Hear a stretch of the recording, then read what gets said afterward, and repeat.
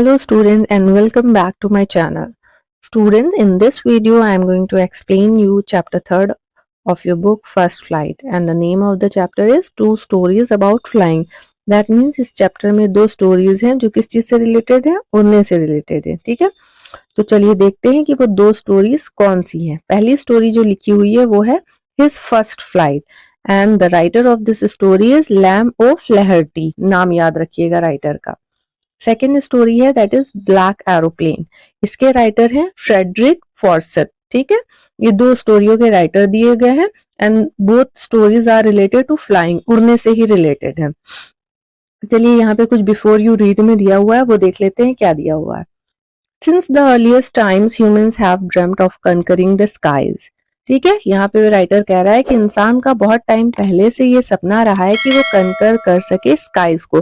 कंकर कर सके मींस कंट्रोल या जीत हासिल कर सके किसके ऊपर, स्काईज के ऊपर. ठीक है, तो यहाँ पे दो स्टोरीज दी हुई है फ्लाइंग से related.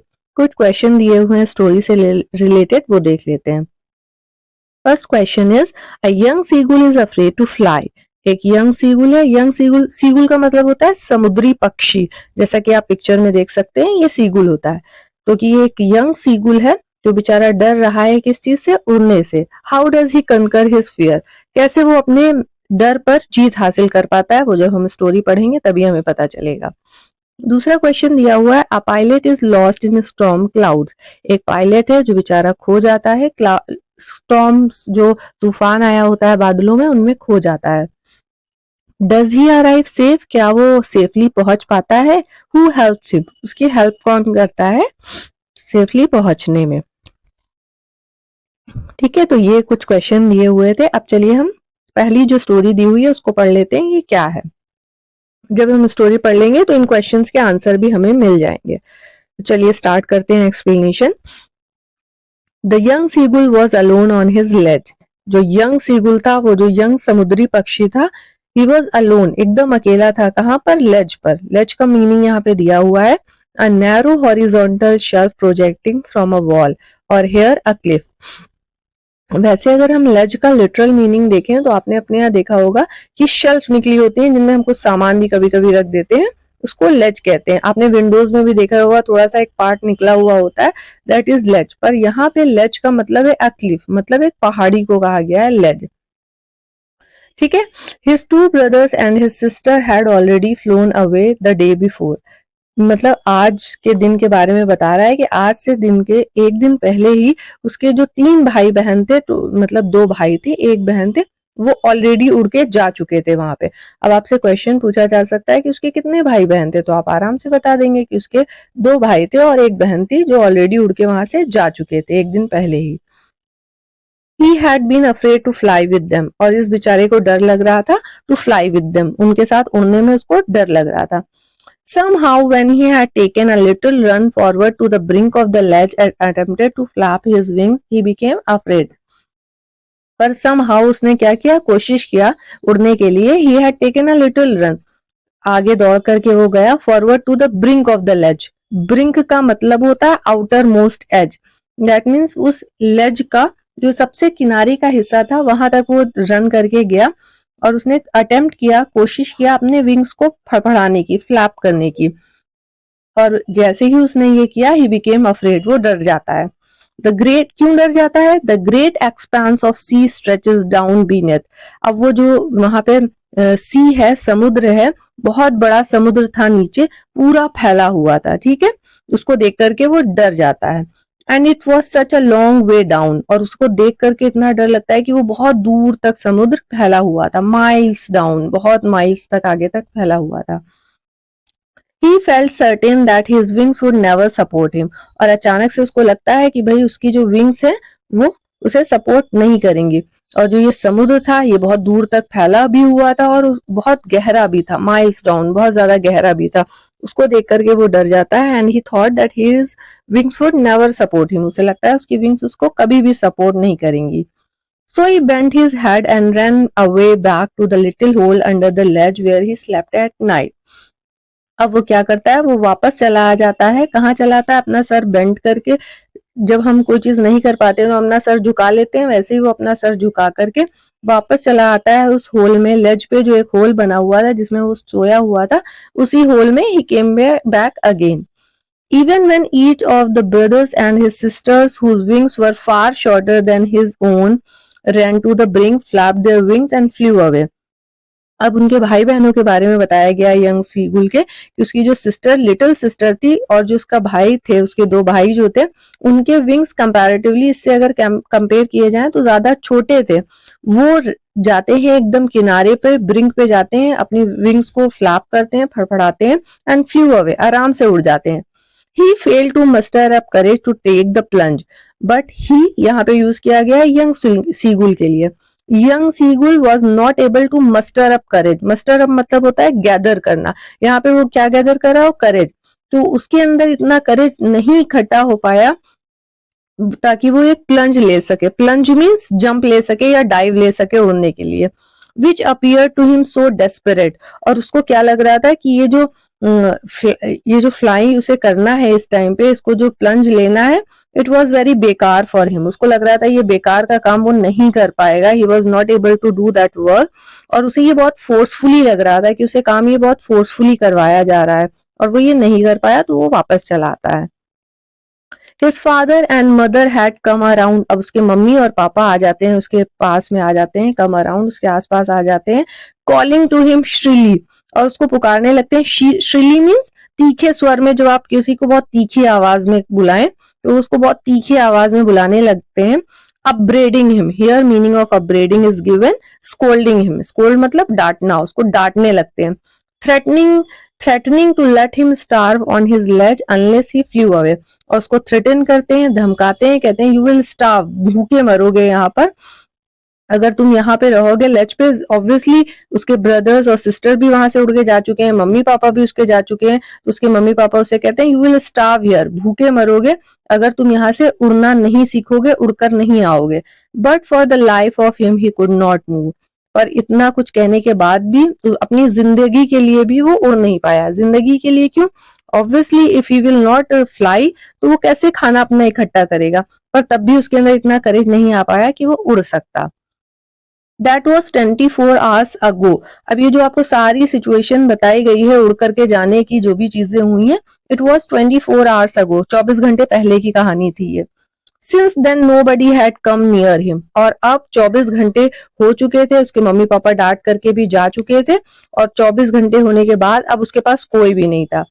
The day before, all day long, he had watched his parents flying about with his brothers and sisters. पूरा दिन उसने देखा कि उसके मम्मी पापा उसके ब्रदर्स और सिस्टर के साथ उड़ रहे थे, यहाँ वहां जहां भी उड़ रहे थे. Perfecting them in the art of flight, teaching them how to skim the waves and how to dive for fish. और उसके पेरेंट्स उसके भाई बहनों को सिखा रहे थे आर्ट ऑफ फ्लाइंग, उड़ने का तरीका. मतलब चिड़िया भी अलग अलग तरीके से फ्लाई करती है और वो उनके पेरेंट्स सिखाते हैं. तो आर्ट ऑफ फ्लाइंग उसके पेरेंट्स अपने बच्चों को, तीनों बच्चों को सिखा रहे थे, इस यंग सीगुल को छोड़ करके, क्योंकि ये तो वहीं लेज पर था. तो उसको अपने बच्चों को सिखा रहे थे art of flying. They were telling them how to skim. Skim मतलब to move lightly just above a surface. मतलब सरफेस के ऊपर हल्का सा लाइटली वहां पे रहना. आपने चिड़िया को, जैसा कि आप इस पिक्चर में देख सकते हैं, इस तरीके से कि क्योंकि कुछ चिड़िया ऐसी होती हैं जो समुद्र से मछली पकड़ती हैं, तो they should know how to skim, ताकि वो आराम से लाइटली सरफेस के ऊपर चल सके और जब उनको कोई फिश दिखाई दे तो उसको पकड़ सकें. तो वही उनको सिखा रहे थे कि कैसे वेव्स के अंदर डाइव किया जाता है फॉर फिश को पकड़ने के लिए, कैसे आपको छलांग लगानी है. ये सब उसके पेरेंट्स अपने बच्चों को सिखा रहे थे. He had in fact seen his older brother catch his fish, herring and devour it. वो ऑलरेडी अपने भाई को देख चुका था कि his brother has catched a fish, herring एक सॉफ्ट फिन सी फिश होती है, उसको पकड़ चुका था. devour it means to eat quickly, और जल्दी जल्दी से उस फिश को वो खा भी रहा था. Standing on a rock, एक रॉक पर खड़ा होकर के. While his parents circled around raising a proud cackle, his brother was eating that herring. और उसके मम्मी पापा क्या कर रहे थे? They were raising a proud cackle, मतलब गर्व से बहुत आवाज निकाल रहे थे, गर्व फील कर रहे थे, इसलिए वो बहुत तरीके के साउंड निकाल रहे थे.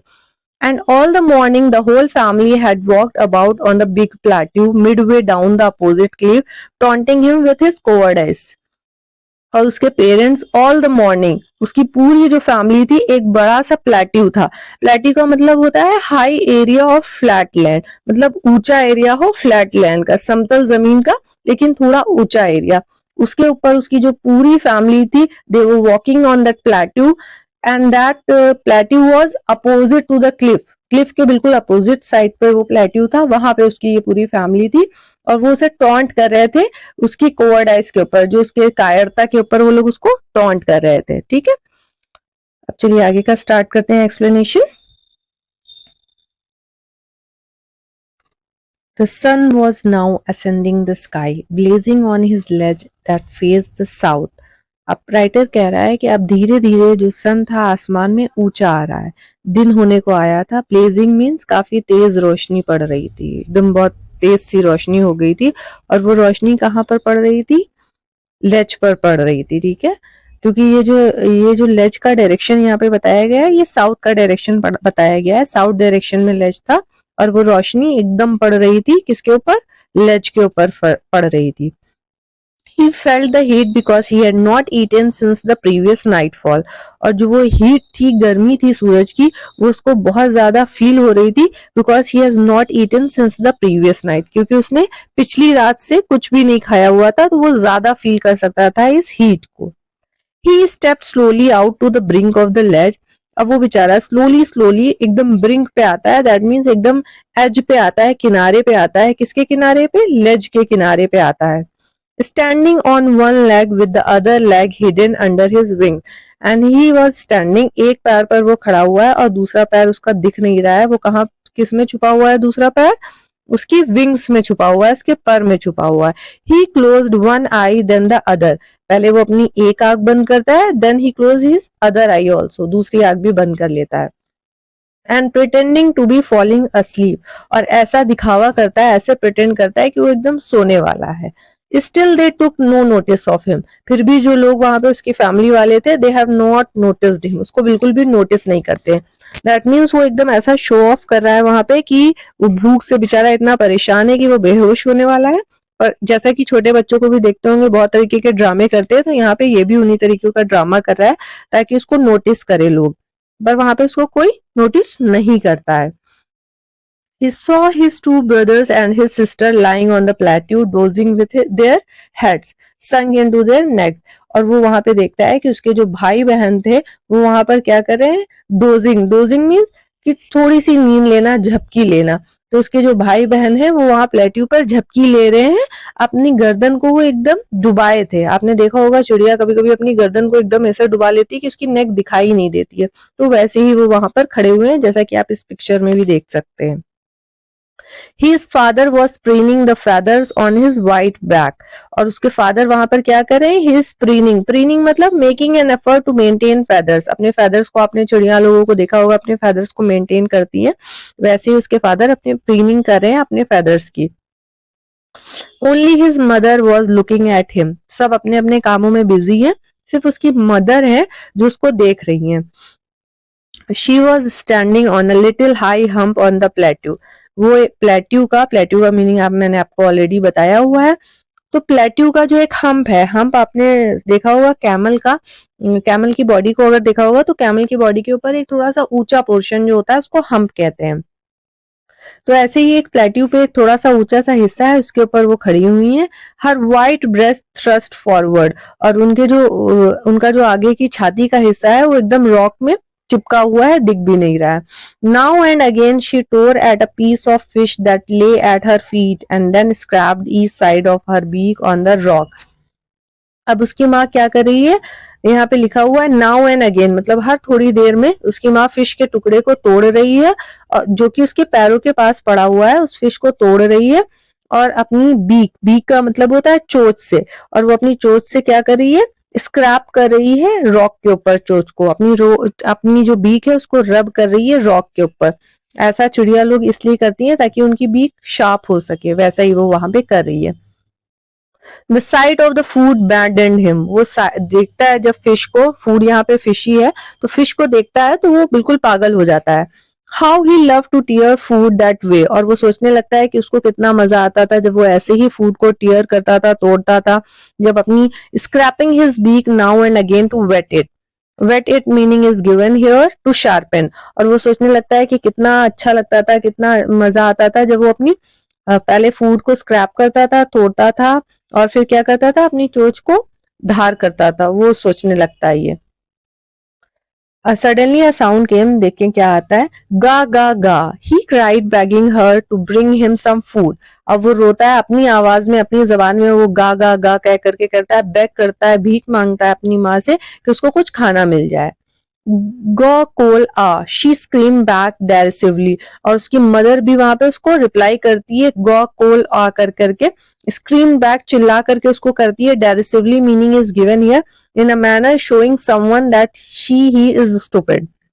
मतलब वो ऐसा साउंड करके चिल्लाती है ये बताने के लिए कि that you are very much stupid. But he kept calling plaintively, पर वो प्लेंटिवली उसको कंटिन्यूअसली कॉल करता रहता है। एंड आफ्टर अ मिनट और so he uttered a joyful scream, और थोड़े ही मिनट के बाद वो बहुत चिल्लाता है, पर अब जो चिल्लाने वाली उसकी आवाज है, इट इज जॉयफुल, खुशी से चिल्लाता है वो। His mother had picked up a piece of the fish and was flying across to him with it. उसकी माँ ने एक टुकड़ा फिश का ले लिया था, and she was coming across to him, उसके पास आ रही थी उस टुकड़े को लेकर के। इसको देख करके ही वॉज वेरी हैप्पी, और वो चिल्लाने लगता है। ही लीन्ड आउट, वो थोड़ा सा आगे की तरफ झुकता है, आगे की तरफ आने लगता है। जैसा कि आप इस पिक्चर में देख सकते हैं, उसकी मदर यहाँ पे क्या फूड लेकर के आई हुई है, and he is also very close to his mother, आ जाता है अपनी मदर के बहुत पास में। Eagerly tapping the rock with his feet, बहुत ईगरली वो अपनी रॉक को पे अपनी फीट को टैप करने लगता है, बजाने लगता है। Trying to get nearer to her as she flew across, और कोशिश करने लगता है ताकि वो अपनी माँ के पास आ सके। जैसा कि आप यहाँ पिक्चर में देख सकते हैं, वो कोशिश करता है कि वो अपनी माँ के पास आ सके। But when she was just opposite to him, पर जब उसकी माँ बिल्कुल उसके पास एकदम उसके अपोजिट होती है, she halted, halted means to stop, वो रुक जाती है। हर विंग्स मोशनलेस, और उसकी जो विंग्स होती हैं वो भी मोशनलेस, बिल्कुल भी कोई मोशन उनमें नहीं हो रहा होता है, जैसे कि आप पिक्चर में भी यहाँ पे देख सकते हैं कि अभी विंग्स बिल्कुल भी मोशन में नहीं है। तो वैसे ही उसकी विंग्स एकदम मोशनलेस हो जाती हैं। The piece of fish in her beak almost within reach of his beak, और जो मछली का टुकड़ा उसकी माँ की बीक में था, वो बिल्कुल पहुंचने वाला था यंग सीगुल की बीक में। He waited a moment in surprise, wondering why she did not come nearer. वो कुछ देर तक सरप्राइज हो जाता है और सोचने लगता है कि क्यों उसकी मदर एकदम उसके पास नहीं आई। And then maddened by hunger, और अब वो और पागल हो जाता है भूख से। He dived at the fish, और वो छलांग लगा देता है फिश के ऊपर। With a loud scream he fell outward and downward into the space, और बहुत तेज से आवाज निकालता है और वो आ जाता है, मतलब डाइव मारता है, तो अब वो हवा में होता है, नीचे की तरफ वो जाने लगता है। Then a monstrous terror seized him and his heart stood still. फिर एक बिल्कुल मॉन्स्ट्रस सा टेरर, डर उसको सीज कर देता है। सीज मतलब रोक देता है, एकदम वो रुक जाता है, और उसका जो दिल भी होता है वो भी एकदम स्टिल हो जाता है, रुक जाता है। ही कुड हियर नथिंग, उसे वहां पे कुछ भी सुनाई नहीं दे रहा होता है, वो एकदम समझ लीजिए एकदम सुन हो चुका होता है। But it only lasted a minute, पर ये जो सिचुएशन थी सीज होने वाली, सुन होने वाली, it was just for a minute, थोड़ी मिनट के लिए थी। The next moment he felt his wings spread outward, और नेक्स्ट मोमेंट ही उसको लगता है कि उसकी जो विंग्स है वो बाहर की तरफ आउटवर्ड फैले हुए हैं। The wind rushed against his breast feathers, और जो विंड है वो उसके ब्रेस्ट फेदर से टच होती हुई जा रही है। Then under his stomach and against his wings, और फिर उसको लग रहा है वो विंड उसके स्टमक को भी टच कर रही है, उसके पैरों को भी टच कर रही है। He could feel the tip of his wings cutting through the air, और वो फील कर सकता है कि जो हवा को कट करती हुई उसकी क्या विंग्स जो है हवा को काटती हुई आगे जा रही हैं। He was not falling headlong now. He was not falling headlong now. अब वो सर के बल नहीं गिर रहा था, ठीक है। He was soaring gradually downward and outward. वो धीरे धीरे, ग्रेजुअली मीन्स स्लोली, धीरे धीरे वो डाउनवर्ड और आउटवर्ड की तरफ उड़ रहा था। मैं आपको बताती हूँ कि किस तरीके से डाउनवर्ड, जैसे कि मान लेते हैं कि ये क्लिफ है, तो वो स्लोली स्लोली अब वो डाउनवर्ड, पहले जब यहाँ पे कहीं पे सीगुल होगा तो वो पहले डाउनवर्ड गिर रहा था, फिर वो क्या आउटवर्ड आगे की तरफ ऐसे वो बढ़ रहा था, आगे की तरफ उड़ रहा था वो। He was no longer afraid. अब वो बिल्कुल भी डरा हुआ नहीं था। He just felt a bit dizzy. अभी वो बिल्कुल भी, he was not at all afraid, he was a bit dizzy. dizzy का मतलब होता है चक्कर आना, यहाँ मीनिंग दिया हुआ है an uncomfortable feeling of spinning around and losing one's balance, मतलब चक्कर आना जब आप अपना बैलेंस खोने लगे, तो ऐसा वो इस टाइम पर फील कर रहा था. Then he flapped his wings once and he soared upward. अब वो अपनी wings एक बार फिर से फड़फड़ाता है, flap करता है, and he soared upward. और soared means fly, तो वो उड़ता है कहाँ, आगे की तरफ, ऊपर की तरफ उड़ता है, upward उड़ता है. गा गा गा गा गा गा गो गो कॉल आ, his mother soared past him. और उसकी ये जो साउंड था, ये कौन निकालता है, उसकी मदर निकालती है, ठीक है. और वो भी उड़ करके आगे की तरफ आती हैं. His mother soup past him, उससे आगे निकल जाती हैं. हर wings making a loud noise, और जब वो उड़ करके आगे निकलती हैं तो उनकी जो विंग्स होती हैं, ऑब्वियसली उनकी मदर साइज में भी बड़ी है, उनकी विंग्स भी बड़ी हैं, तो वो एक बहुत लाउड नॉइज निकालती हैं उनकी wings. He answered her with another scream, अब जो स्क्रीम उनकी माँ ने निकाला था गा गा गा करके, उसका वो जवाब देता है, आंसर देता है. Then his father flew over him screaming, और उसके फादर भी अब उड़ते हुए चिल्लाते हुए, मतलब यहाँ पे जो चिल्लाना है अब डांटने वाला चिल्लाने से बदलकर खुशी वाला चिल्लाना हो गया है, तो वो वैसे स्क्रीम करते हुए उड़ते हैं. He saw his two brothers and his sister flying around him, curveting and banking and soaring and diving. वो देखता है कि उसके जो भाई थे, दो भाई और जो बहन थी, वो भी उसके चारों तरफ उड़ रहे हैं. कर्वेटिंग, बैंकिंग, सोरिंग एंड डाइविंग, ये सारे क्या है, वेज ऑफ फ्लाइंग है, उड़ने के तरीके हैं. कर्वेटिंग का मीनिंग दिया हुआ है लीपिंग लाइक अ हॉर्स, मतलब कर्वेटिंग मतलब होता है जैसे हॉर्स ऐसे ऐसे दौड़ता है, उस तरीके से उड़ना, तो इस तरीके से उड़ रहे थे वो. यहाँ पे दूसरा वर्ड जो लिखा हुआ है वो है बैंकिंग. बैंकिंग मीन्स ये भी एक आर्ट है फ्लाई करने का. जब आप यहाँ पे मीनिंग दिया हुआ flying with one wing higher than the other, मतलब एक विंग जब आपका आपके दूसरे विंग से ऊंचा हो, वो होता है क्या, बैंकिंग. तो वहां पे जो बैंकिंग की तरह, मतलब इस तरीके के कुछ पिक्चर में जैसा आप देख सकते हैं, इस पोजीशन में वो वहां पर उड़ रहे थे. दूसरा दिया हुआ है कर्व, कर्व बना करके उड़ रहे थे. Soaring, soaring means upward direction में उड़ रहे थे, ऊपर की तरफ सोर कर रहे थे. और क्या, श्रीकिंग, श्रीली मतलब एक तरीके का साउंड भी वो निकाल रहे थे, बहुत चिल्ला रहे थे.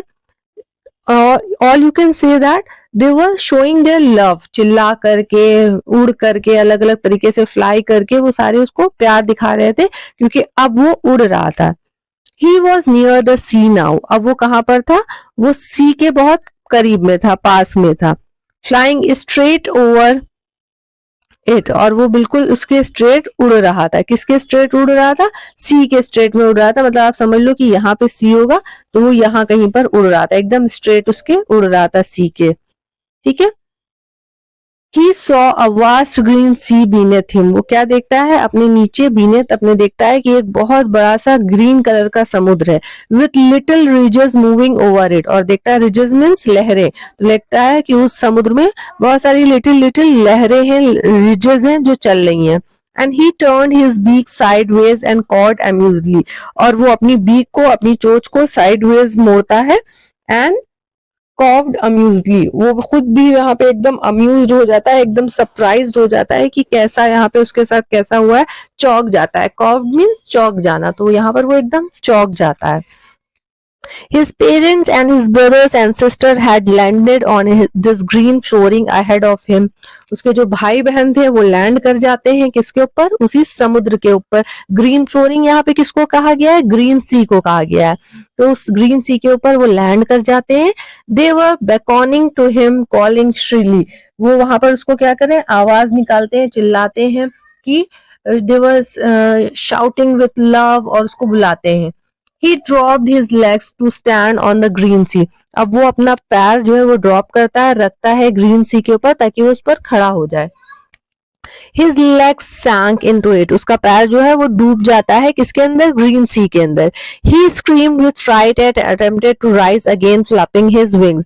वो बेचारा जब उसका पैर जो है एक फीट उसका डूब जाता है समुद्र में, वो डर जाता है और अटेम्प्ट करता है, अपने विंग्स को फिर से फ्लैप करता है ताकि वो उड़ जाए वहां से. But he was tired and weak with hunger, he could not rise.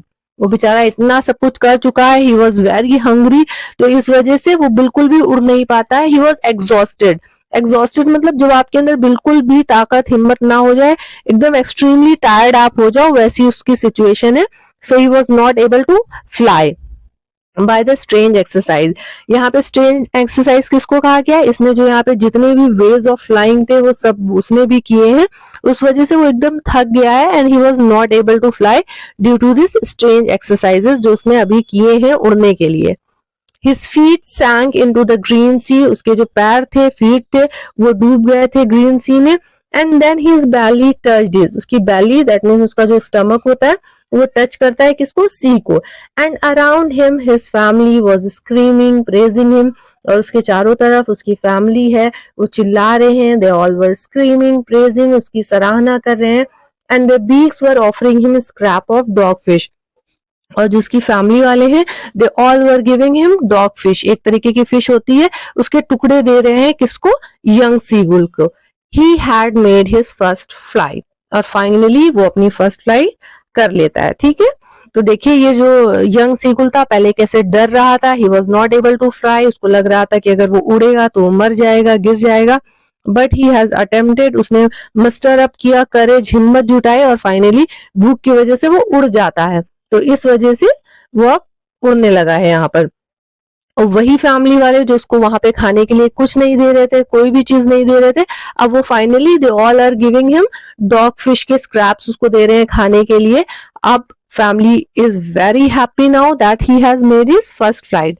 तो ये था एक्सप्लेनेशन चैप्टर का कि कैसे इस यंग सिंगुल ने कनकर किया अपने फियर को, कैसे अपने डर से जीत हासिल करी, कैसे डर के ऊपर अपने कंट्रोल किया. आई होप आपको एक्सप्लेनेशन समझ में आया होगा. ये पहली स्टोरी थी जो मैंने एक्सप्लेन किया है. अब नेक्स्ट स्टोरी मैं इस चैप्टर के आपको नेक्स्ट क्लास में एक्सप्लेन करूंगी. होप कि आपको इस चैप्टर का एक्सप्लेनेशन समझ में आया होगा. अगर समझ में आया है तो please do like my channel and share it with your friends also. Okay, so bye everyone, and that's it for today. In next video I'll explain the second story of this chapter, that is Black Aeroplane. Okay, so bye everyone and take care.